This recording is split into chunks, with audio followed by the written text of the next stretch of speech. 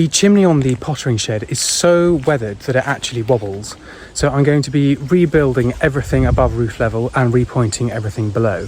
The frosts are only a few weeks away, so time is tight, so I'm going to get cracking.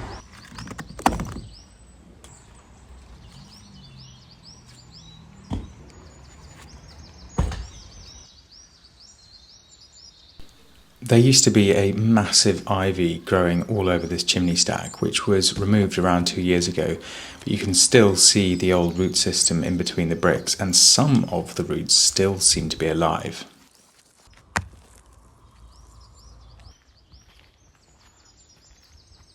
I managed to reclaim around 90% of the bricks and managed to find some other local bricks which matched really nicely as replacements.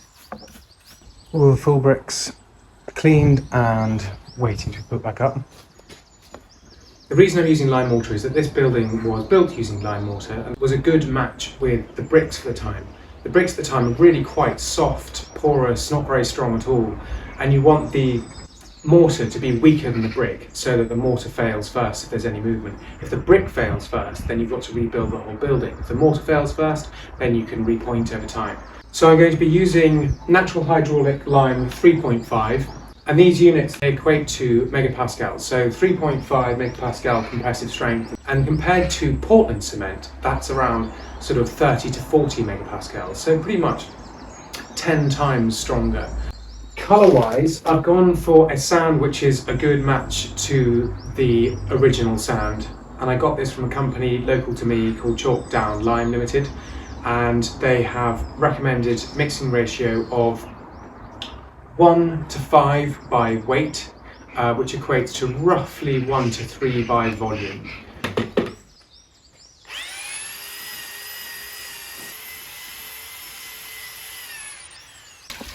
I'm going to add a little bit to begin with and then incrementally add more until I've got the consistency I'm after.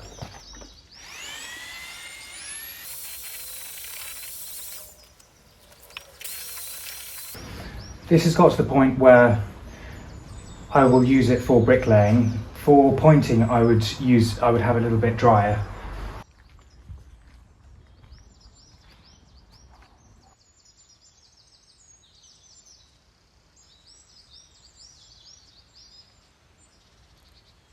To keep the chimney straight while I was building it, I used a plastic spirit level, which worked really, really well and allowed me to just check that every single layer of bricks was completely level. To avoid sucking all of the moisture out of the mortar, I dampened down the bricks before building up the chimney.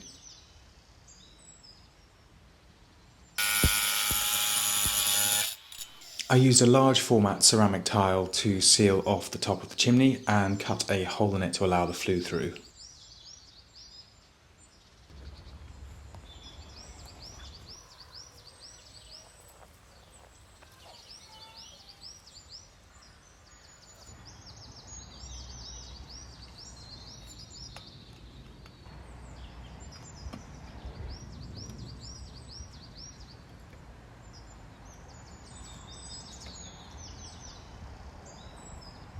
I finished the chimney top off with a thick Portland concrete cap to give it some extra durability in the elements.